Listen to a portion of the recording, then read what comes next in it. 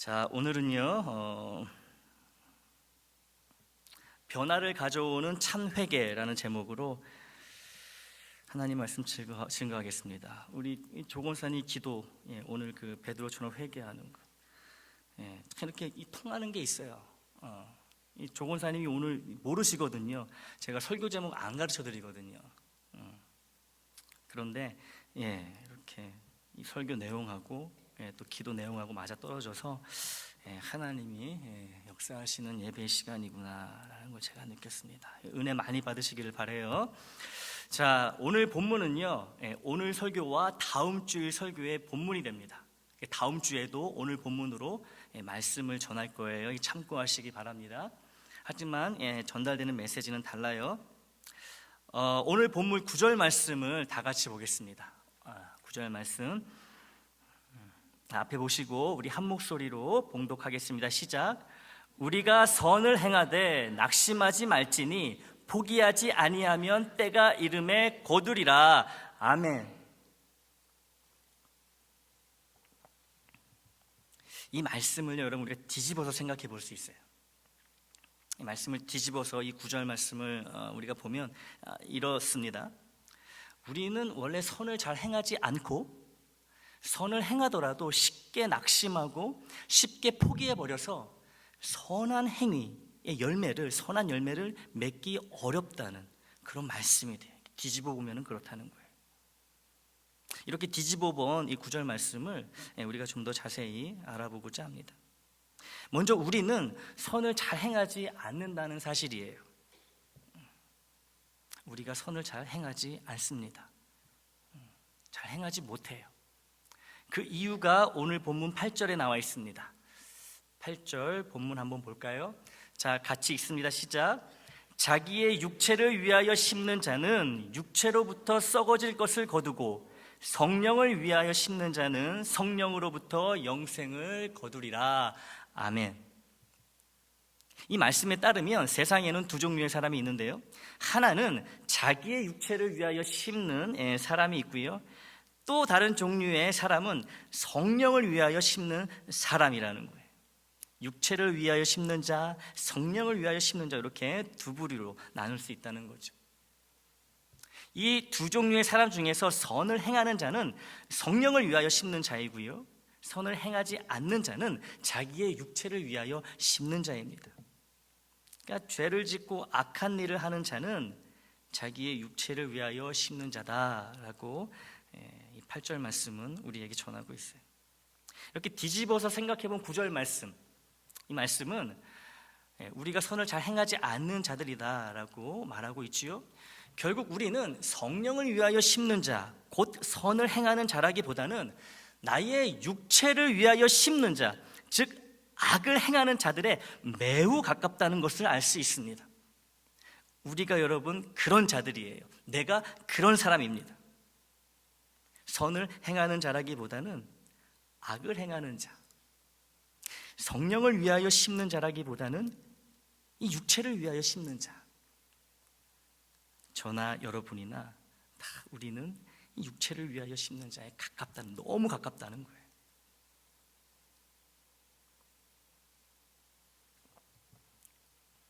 우리가 선을 잘 행하지 않는 이유, 선을 잘 행하지 못하는 이유, 즉 성령이 아닌 육체를 위하여 심는 자가 되는 이유는 성령을 위하여 심는 것, 선을 행하는 것은 어렵다 보니까 그래서 싫고, 내 육체를 위하여 심는 것, 즉 죄를 짓고 악을 행하는 것은 쉬워서, 또 그래서 좋기 때문에 그런 거예요. 그러니 성령을 위하여 심는 것은 어렵다라는 거예요. 육체를 위하여 심는 것은 쉽다라는 거죠. 이 좋아하는 거예요. 여러분, 우리 쉬우니까 좋아하죠. 어려운 걸 누가 좋아합니까? 쉬운 걸 좋아하죠. 성령을 위하여 심는다는 것은 거듭 말씀드리지만 성령을 기쁘시게 하는 선을 행한다는 의미이고, 육체를 위하여 심는다는 것은 나의 죄악된 본성에 따라 죄를 지으면서 이 세속적인 욕망을 만족시키려 하는 것을 의미해요.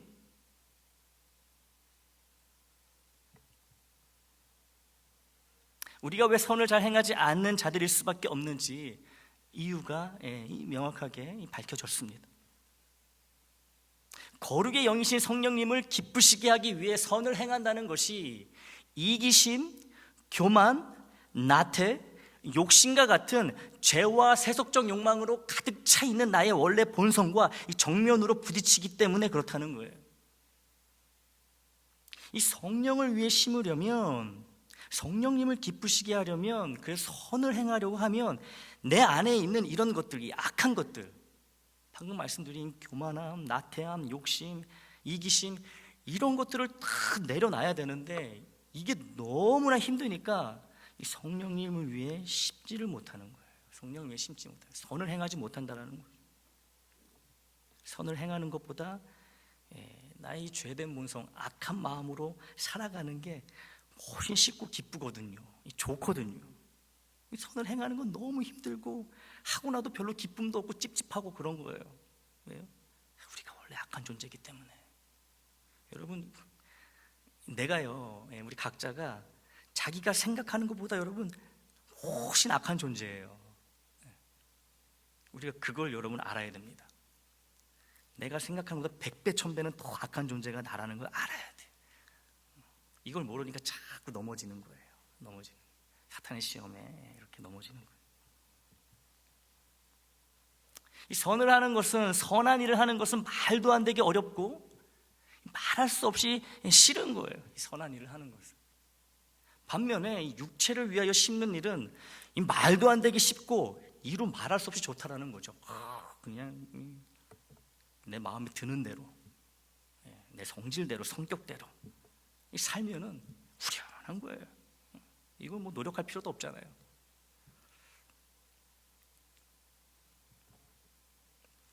우리는 그 포근한 그 어머니의 태에서 나올 때부터 누가 가르쳐 주지도 않았는데 숨을 쉬기 시작합니다. 응애 이제 우는 것이 뭐예요?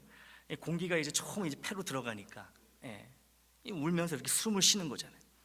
누가 가르쳐 주지 않잖아요. 이 본능이잖아요. 이 심장이 뛰는 건요, 여러분 본능입니다. 나의 의지하고 상관없잖아요. 내가 오늘 하루는 심장 뛰지 말게 해야지 이러신 분 계십니까? 아니죠. 심장 신경도 안 쓰고 대부분 살아가잖아요. 본능이니까 그런 거예요. 우리가 육체를 위해 심는 것, 이 죄를 짓는 것도 이런 본능이라는 거죠. 노력하지 않아도, 애쓰지 않아도, 신경 쓰지 않아도 우리는 악한 생각과 악한 말과 악한 행동을 숨쉬듯이, 심장이 뛰듯이 너무도 자연스럽게 하고 있다는 거예요. 너무 자연스럽습니다.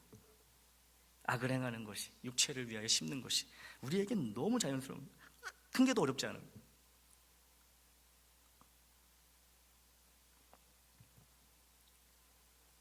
예수를 자기 생명의 주인님으로 믿지 않는 자들을 향해 주님이 하신 말씀이 있어요. 요한복음 8장 44절입니다. 제가 읽어볼게요. 좀 기니까 경청하시기 바랍니다. 너희는 너희 아비 마귀에게서 났으니 너희 아비의 욕심대로 너희도 행하고자 하느니라. 그는 처음부터 살인한 자요, 진리가 그 속에 없으므로 진리에 서지 못하고 거짓을 말할 때마다 제 것으로 말하나니 이는 그가 거짓말쟁이요 거짓의 아비가 되었음이라. 주님이 뭐라고 말씀하세요? 주님을 하나님의 아들로, 생명의 구주로, 구세주로 믿지 않는 자들에게 너희는 너희 아비 마귀에게서, 사탄의 자녀라고 이야기하십니다. 사탄이 그리고 얼마나 이 거짓말을 하고 속이는 자고 처음부터 살인하는, 하여튼 그냥 그 사탄 그 덩어리 자체가 악이라는 거예요. 그 자체가 악. 그런데 예수를 믿지 않는 자들은 바로 이 마귀, 사탄의 자녀라는 거죠. 주님의 이 말씀은 이 모든 사람이 본래 악한 마음을 갖고 있다는 것을 상기시켜 줍니다. 날 때부터 예수를 믿고 자기의 구주로 고백하고 태어나는 사람은 없지요. 태어나서 살아가다가 주님이 정하신 때에 주님의, 하나님의 주권에 의해서 우리가 예수님을 믿게 된 거 아닙니까? 우리는 다 날 때부터는요, 다 악한 본성을 가지고 태어나는 거예요. 우리 그 제일 할아버지 할머니 아담과 하와에게서 물려받은 그 죄의 DNA를 가지고 태어나는 거죠. 그러니까 우리는 다 처음 태어날 때는 마귀의 자녀라는 거예요. 문제는 지금 예수를 믿고 있는 우리의 마음에도 여전히 이 악한 모습이, 이 사탄의 모습이 남아있다는 것입니다. 이제는 우리의 아버지가 사탄이 아니고 하나님이시잖아요. 그런데 여전히 이 사탄의 모습이 우리 가운데 떡하니 자리 잡고 있다는 것이죠. 그래서 악을 행하고 거짓말을 하는 거예요. 그리스도인이라는 이름으로 살고 있지만 성령을 위해 심는 선한 삶은 여전히 힘들고 괴로운 반면에 육체를 위해 심는 죄의 삶은 쉽고 편하고 때로는 쾌감을 주기도 합니다. 쾌감이 있는 거예요. 죄를 지으면 시원할 때가 있는 거예요. 가만히 내버려둬도 심장이 알아서 하루에 10만 번, 약 10만 번 힘차게 뛰듯이 우리의 선하지 못한 마음과 본성은 가만히 내버려두면 선한 일은 하지 못하고 악한 일, 거룩하지 못한 불결한 일을 힘차게 행합니다. 심장이 뛰듯이, 심장이 본능에 따라 알아서 뛰듯이 우리의 이 악한 본성도요, 가만히 내버려두면 악한 일을 너무나 자연스럽게 한다는 거예요. 하루에도 악한 생각을 수백 번, 수천 번 하게 된다는 것이죠. 가만히 내버려두면 그럴 수밖에 없어요. 본성이니까.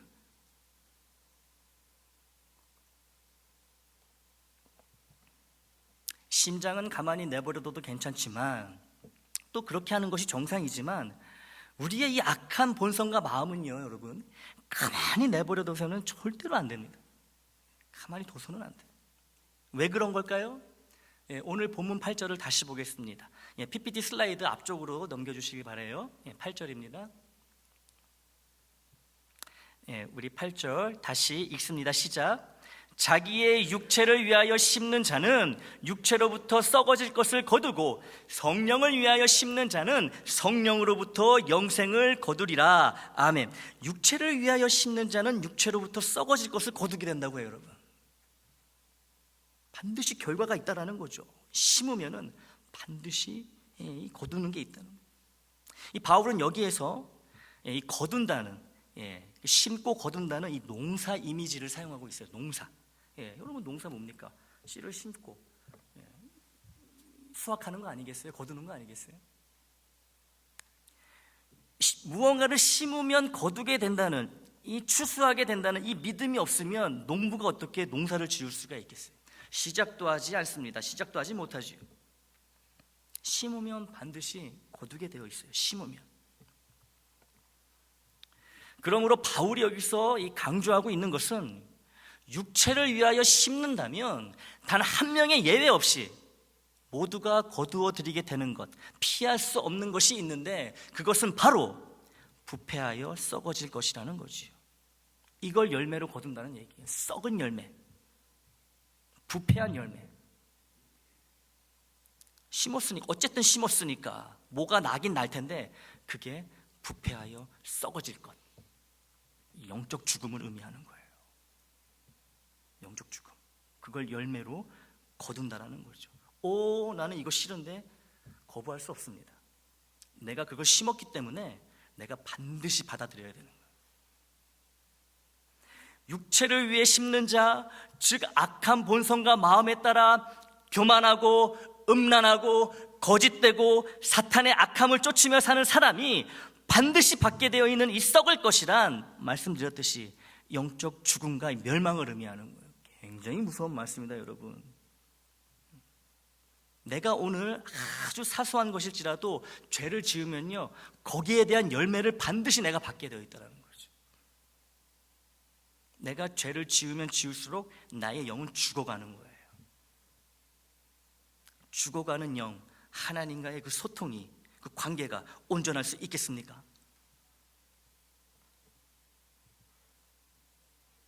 결국 영적 죽음이란 하나님과의 관계가 단절된 상태를 말하는 거예요.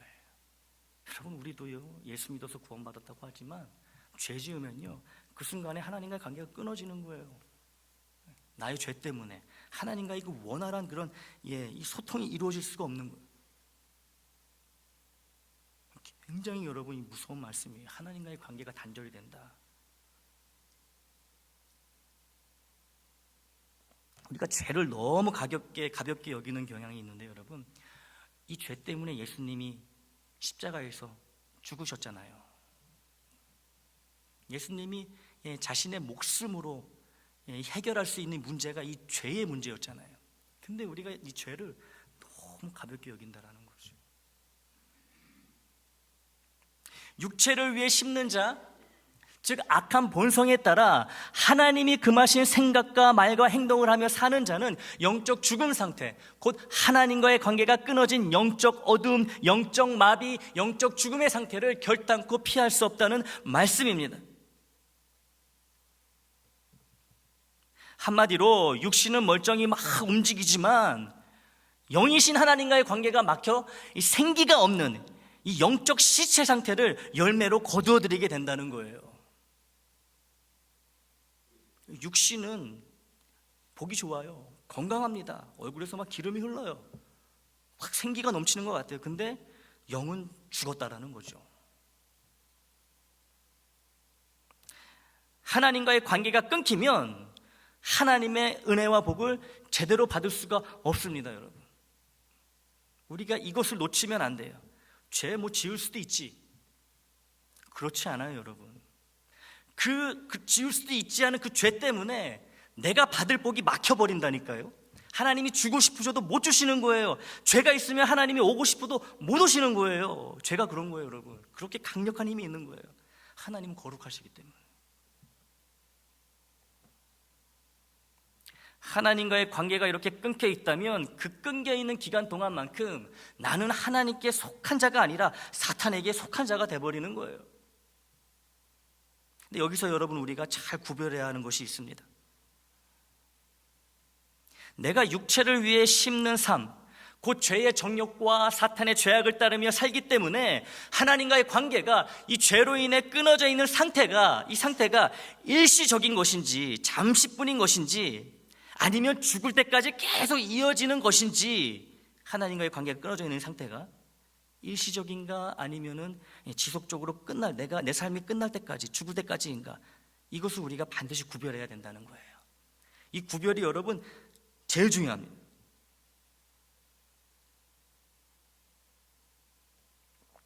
왜냐하면 이 구별이 참 믿음으로 구원을 받은 자와 거짓 믿음으로 구원을 받지 못한 자를 구별해 주는 유일한 기준이 되기 때문에 그래요. 예수를 믿는 참 믿음으로 참 구원을 받은 사람의 특징은 이렇습니다. 비록 내 안에 여전히 남아있는 악한 본성과 마음으로 인해 죄를 범할지라도, 즉 육체를 위해 심는 자가 될지라도, 그래서 하나님과의 관계가 막히고 끊어진 영적 마비, 영적 죽음의 상태에 처할지라도 참 믿음으로 참 구원을 받은 사람은 하나님과의 이 끊어진 관계의 이 상태가 일시적이라는 거예요. 일시적. 계속 지속적으로 이어지지 않는다라는 거예요. 일시적이란 말은 하나님과의 관계가 복구가 되고 영적 마비에서 풀리고 영적으로 되살아난다는 말이지요. 어떻게 이렇게 될 수 있을까요? 참 구원을 받은 자는 참으로 회개하는 자이기 때문에 이 영적 회복이 가능하다는 것이죠. 진짜 구원받은 사람은요, 진짜 예수를 믿는 사람은 죄를 짓더라도요 회개한다는 거예요. 회개.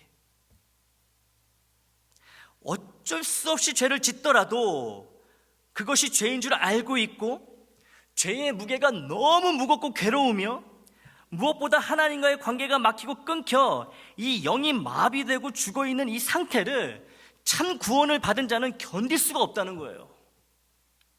정말 바른 믿음으로 확실한 구원을 받은 자는 하나님과 이런 끊겨버린 관계, 죄를 짓더라도 하나님과 이 죄로 인해서 막혀있는 이 관계를 견딜 수가 없어서 회개의 자리로 나간다는 거죠. 회개의 자리로.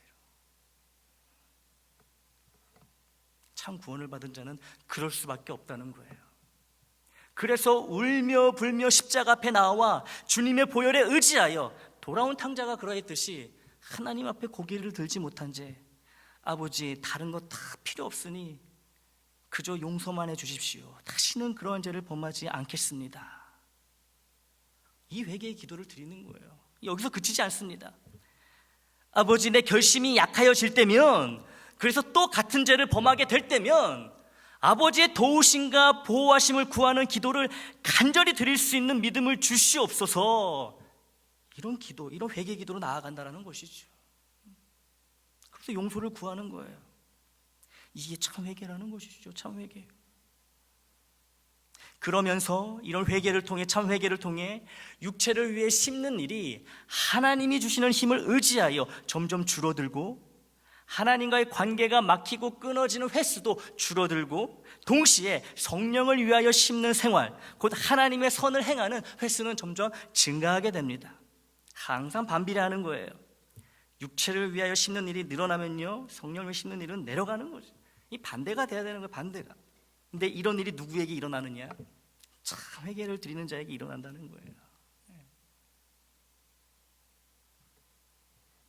반면에 육체를 위하여 심는 악한 삶을 계속해서 살아가지만 하나님과의 관계가 계속 끊겨 있고 영적 마비와 죽음의 상태가 계속 이어지고 있지만 회개를 통한 변화의 필요를 전혀 느끼지 못한 채 계속해서 끊임없이 육체를 위해 심는 죄인의 삶을 살아간다면, 여러분, 그런 사람이 결국 거두게 되는 것은 무엇일까요? 영원한 사망입니다. 영원한 사망이 뭘 의미해요? 구원받지 못함을 의미하는 거예요. 천국에 들어가지 못하는 것이죠.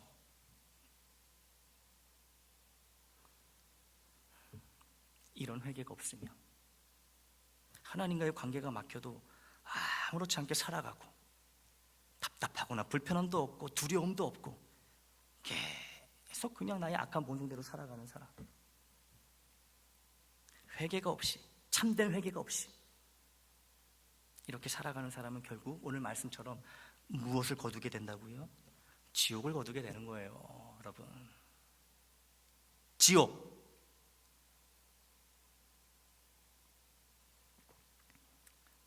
이상할 것도 없습니다. 어차피 하나님과의 관계가 끊어진 삶 자체가 지옥이거든요. 이 땅에서도 지옥의 삶을 살았으니 당연히 가야 할 곳은 지옥이겠죠. 그리스도인은 죄를 짓지 않기 위해 발버둥 치지만 그래도 어쩔 수 없이 죄를 지을 수밖에 없는 존재예요. 우리가 다 그런 존재입니다. 다 죄를 짓기 싫어해요. 하지만 살아가다 보면요, 죄를 지을 수밖에 없어요. 그럼에도 우리가 여전히 주님께 속한 그리스도인이라고 불릴 수 있는 이유는 단 하나입니다.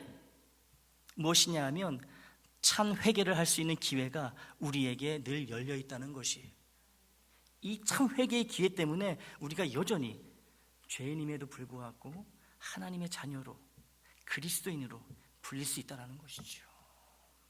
여러분, 죄를 짓지 않는 것이 가장 좋죠. 하지만 이는 절대로 불가능합니다. 우리 예수님을 제외하고서는 그 어떤 인간도, 아브라함이건 모세건 다윗이건 요셉도 마찬가지, 다니엘도 마찬가지, 이 피할 수 없었어요. 그들이라고 왜 죄를 짓지 않았겠습니까? 우리는 다 죄를 지을 수밖에 없어요. 예수를 믿고 있지만. 대신 우리의 최선은요, 지은 죄를 철저히 회개하여 하나님과의 관계를 최대한 빨리 회복하는 것, 이것이 우리의 최선이라는 것이지요. 어차피 죄를 안 짓는 삶은요, 우리의 최선이 될 수가 없어요. 불가능해요.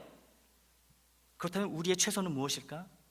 어쩔 수 없이 죄를 지었다면 빨리 참된 회개를 통해서 막혀있는 하나님과의 그 영적 관계를 빨리 회복하는 것이죠.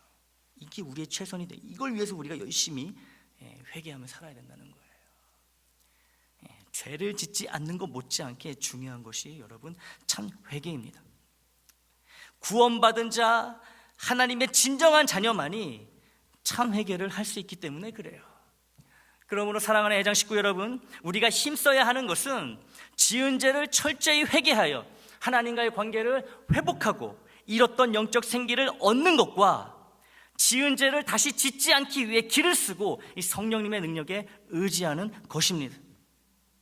우리가 이걸 힘써야 되는 거예요. 우리 주하기에 외치면서 여러분 같이 이걸 힘써야 되는 거예요.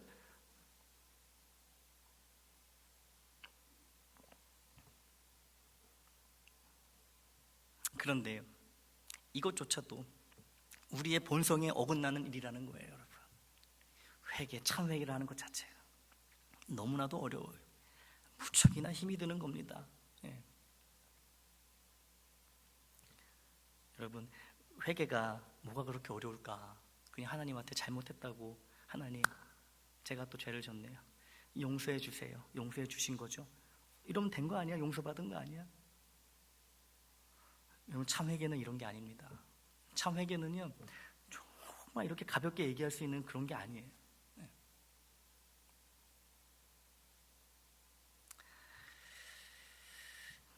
참 회개라는 것이 여러분 지금 듣는 것처럼, 생각하는 것처럼 쉽지가 않습니다. 아시잖아요. 아시잖아요. 그래서 해봤는데 회개해봐도 안 되니까 여러분 어때요? 포기하고 그 죄 계속 짓게 되는 거예요. 그 죄를 회개해도 안 되는 거야. 그리고 맨날 같은 죄로 하나님께 그 회개 기도 드리고 용서받기도 민망하니까 안 하는 거예요. 이제 그 죄 지어도 하나님께. 그럼 뭐예요? 그 죄 때문에 하나님과의 관계는 여전히 막혀 있는 거예요. 막혀 있는 거. 여러분, 참 회개는요 정말 어렵습니다. 정말 어려워요. 우리의 힘으로는 불가능합니다. 그러나 사람으로서는 할 수 없으나 하나님으로서는 다 하실 수 있는 이라는 주님의 변함없는 진리의 말씀을 우리가 믿는다면, 그래서 하나님의 힘만 전적으로 의지하고 신뢰하고 의심하지 않는다면 나의 악한 본성에도 불과하고 육체가 아닌 성령을 위하여 심는 자들, 곧 하나님의 선을 적극적으로 행하는 자가 되기 위하여서 참된 회개의 자리로, 참된 회개의 능력으로 우리가 다 나아가게 될 줄 믿습니다. 그러면 여러분, 이 땅에서부터 이 영생의 기쁨과 이 소망과 위로의 인생을 살아가게 되는 거예요. 여러분, 나하기에 달렸다니까. 나하기에 달렸다. 신앙생활을 어떻게 하느냐에 나의 복이 달려있는 거예요, 여러분. 나의 복이. 우리가 이걸 알아야 돼요. 한 만큼, 내가 뿌린 만큼 거두게 되는 거예요. 이게 성경의 진리입니다. 이 원칙이에요. 구원도 그냥 알아서 주셨으니까 나머지도 알아서 주시겠지. 아닙니다, 여러분. 아니에요. 구원 외에는요, 하나님이 다 우리가 해야 될 일을 다 그렇게 남겨두셨어요. 이 조건을 거신다라는 거죠. 우리가 이번 주, 지난주 새벽 예배 때 계속 나눴던 말씀이 하나님을 경외해야지 복을 받는 거예요. 하나님의 얼굴을 찾아야지 삶에 부족함이 없는 거예요. 항상 이렇게 조건을 달아놓으셨어요. 그러니까 여러분, 이 조건이 무엇입니까? 하나님 우리가 원하는 조건이 우리가 성령을 위하여 심는 삶을 살아가는 거예요. 그러려면 참 회개를 해야 된다는 얘기죠. 주님이 사랑하시고 또 제가 사랑하며 또 서로를 사랑하는 애장 식구 여러분, 그 씨도둑은 못한다는 말이 있습니다. 씨도둑. 다 들어보셨죠? 씨도둑. 제 누님이, 제 두 딸, 조카죠. 우리 누나한테는 고모가 되는 거죠. 우리 두 딸에게는. 원희와 현희를 이렇게 보면서 종종 하는 말이 있어요. 지 애비랑 똑같네. 역시 씨도둑은 못해. 그래서 막 좋아해요. 좋아해요. 그리고 저만 닮은 게 좋은가 봐요. 제가 이렇게 입술은 아내 닮지 않았어 그러면 뭘 아내를, 뭘 수진이를 닮아, 널 닮았지. 그러니까, 저 닮은 게 좋은가 봐요. 같은 피니까. 그래서 이렇게 종종 그런 얘기를 해요. 또 우리 처갓집 부모님들은, 장인 장모님은 또 제 아내 닮은 것을 막 찾으려고 그래요. 씨니까. 저는 잘 모르겠지만 제 누님의 눈에 비친 제 두 딸의 얼굴에서 제 얼굴이 많이 보이나 봐요. 그러니까 그런 말을 하는 것이겠죠. 자, 근데 예수를 믿는 우리는 모두 하나님의 자녀입니다. 우리가 하나님의 자녀이므로 하나님의 구원의 씨, 영생의 씨가 예수를 믿는 믿음을 통해 우리 영혼에 이미 심겨진 거예요. 심겨진 거예요. 그러니 씨도득을 못하듯이 우리의 삶에는 우리가 받은 구원과 영생의 씨가 살아있다는 것을 확증시켜주는 열매가 맺혀야 된다는 것이지요. 여러분, 내가 예수를 믿어서 하나님의 자녀가 됐다면은, 그 하나님의 씨가 나의 영혼에 이렇게 뿌려졌다면은, 심겨졌다면은 내가 이제 그것을 보여줘야 되는 거예요. 열매를 통해서. 아, 내가 하나님의 아들이 맞습니다, 딸이 맞습니다. 그 열매를 맺어야 된다는 거죠. 그런데 하나님이 이 구원과 영생을 확증시켜주는 이 열매를 하나님 홀로 맺지 않으신다는 거예요. 하나님은 이 열매를, 우리가 하나님의 자녀라는 이 증거가 되는 열매를 우리와 함께 맺기를 원하신다는 거예요. 함께 맺기를 원하십니다. 우리를 통해 그 열매를 맺으시길 원하는 거예요.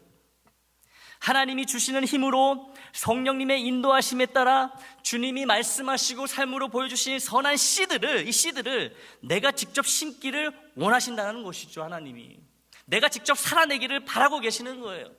이 성령을 위하여 심는다는 것은 바로 이런 삶을 살아내는 것을 뜻합니다. 그러면 어떻게 되느냐? 영생을 거둔다고 말씀하세요. 심은 결과로 영생을 거둔다고 약속하십니다. 예수를 믿어 영생을 이미 약속받았다고 믿는 우리에게 영생을 거둔다는 말의 의미는 내가 참 구원을 받았고 참 영생을 확실히 약속받았음을 분명히 확인하며 확신하는 기쁨과 감사를 거둔다는 의미예요.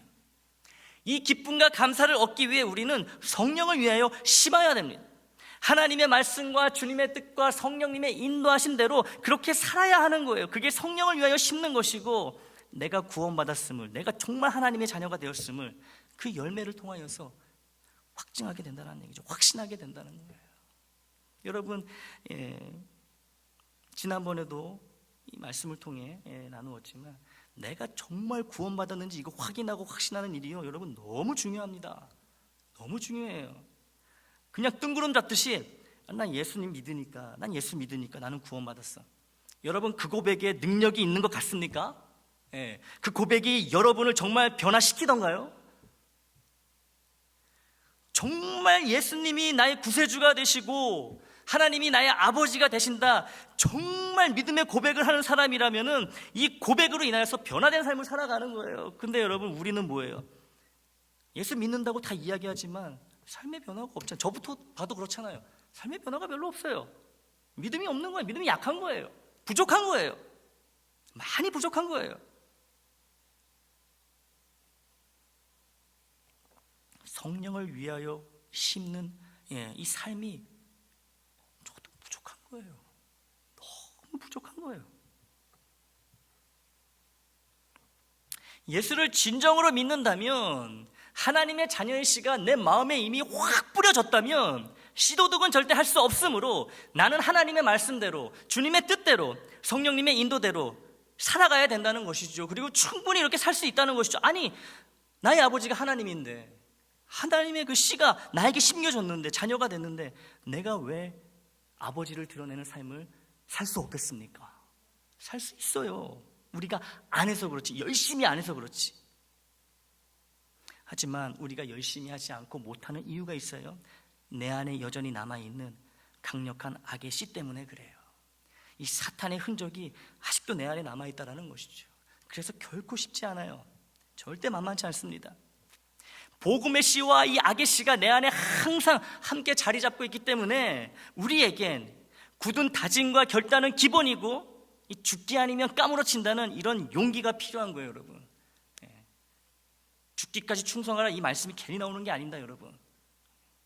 그런 각오가 아니면요, 성령을 위하여 심는 삶을 살아갈 수가 없는 거예요. 하나님께 끈질기게 굳은 다짐과 결단, 그리고 두려움을 이기는 용기를 간구하고 또 간구하고 또 간구해야 되는 것이지요. 그래서 쉬지 말고 기도하라고 말씀하시는 거예요, 여러분. 기도를 쉴 수가 없는 거예요. 왜냐하면 계속 내 안에 이제 악한 것들이 움직이기 때문에, 자꾸만 나를 죄짓게 만들기 때문에 쉴 수가 없는 거예요, 기도를. 거짓의 아비인 사탄은 육체를 위해 심어도 영생을 거둘 수 있다고 여러분 끊임없이 우리를 유혹합니다. 계속 속삭여요. 사랑의 하나님, 자비의 하나님, 모든 것이 합력하여 선을 이루게 하시는 분이니 하나님이 말씀에 불순종하고 하나님이 원치 않으시는 악한 것들을 원 없이 해도 영생의 열매를 거두는데 아무런 문제가 없고, 구원의 확신? 그건 그냥 네가 그렇다고 생각하면 그런 거야. 그러면서 무서운 심판과 저주를 받아 마땅한 그런 거짓을 계속해서 달콤하게 속삭인다는 것이죠, 여러분. 모든 것이 합력하여 선을 이루시는 하나님 맞습니다. 맞아요. 하지만 이 말씀은 믿음이 없어도, 참 회개가 없어도, 그래서 마음과 삶의 변화가 없어도 교회만 다닌다고 해서 누구에게나 해당되는 말씀이 아니라는 거예요, 여러분. 하나님을 사랑하는 자, 곧 그 뜻대로 부르심을 입은 자를 위해서만 모든 것이 합력하여 선을 이루도록 하나님이 하신다는 거지, 하나님 말씀을 신경도 안 쓰고 거리낌 없이 죄를 짓고 그러면서 교회는 다니니까 하나님이 나를 사랑하시기 때문에 내가 무슨 죄를 져도 하나님이 다 내가 지은 죄까지 다 합력하여서 선을 이루실 거야. 자기에게는 해당되는 말씀이 아닙니다, 여러분.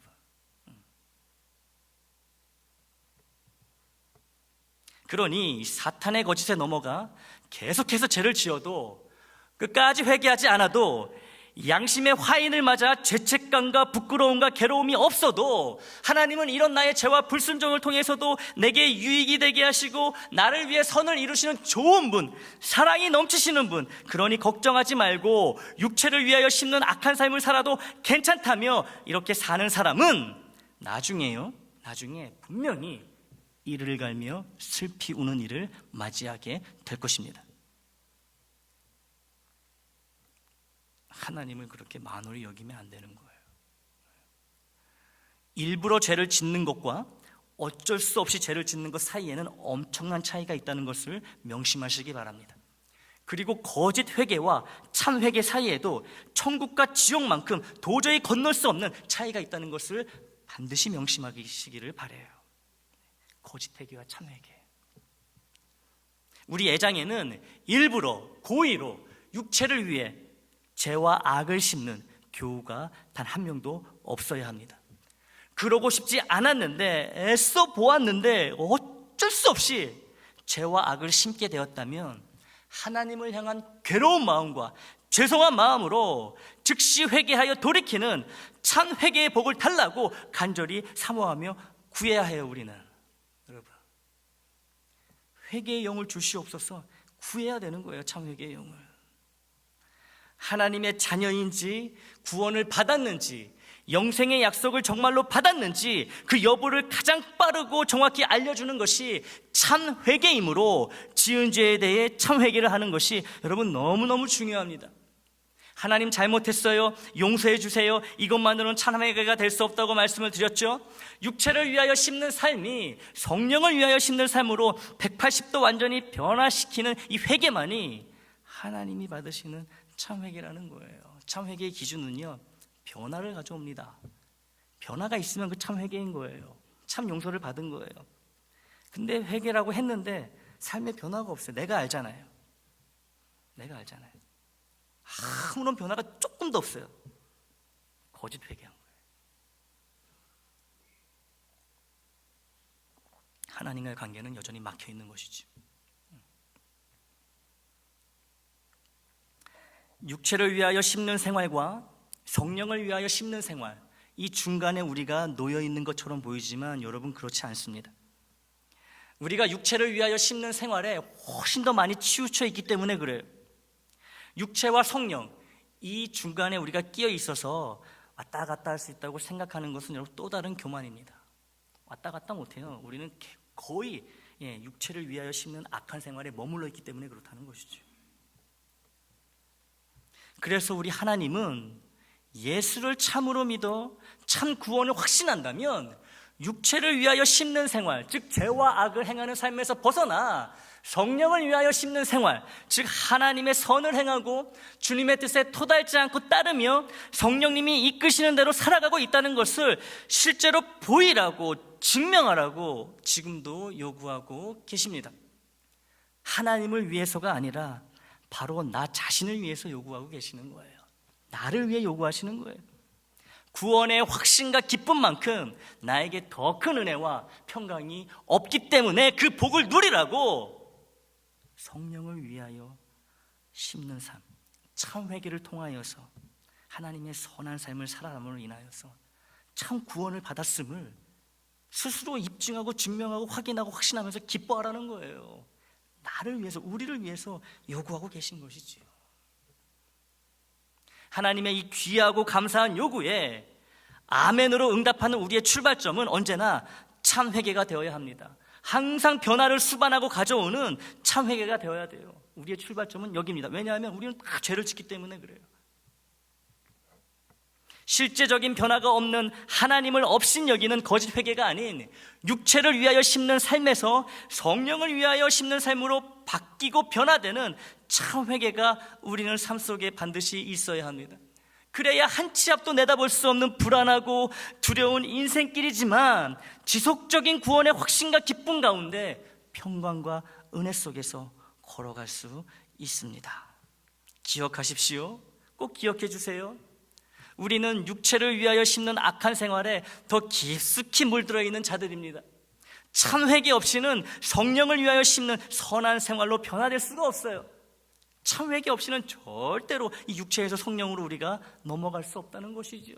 성령을 위하여 심는 생활, 곧 하나님의 선을 행하고 주님의 뜻에 따르며 성령님의 인도하심을 받는 생활로 변화된 자만이 풍성한 영생구원의 확신을 갖고서 하늘의 기쁨과 평안으로 이 풍파많은 악한 세상을 승리로 살아갈 수 있습니다. 참 회개를 통해 육체를 위해 심는 악한 삶에서 성령을 위해 심는 선한 삶으로 변화를 받아 참 구원의 확신과 기쁨과 평강과 소망이 충만한 우리 애장 식구들의 삶, 그리고 우리 주하기회가 되기를 주님의 이름으로 축원합니다.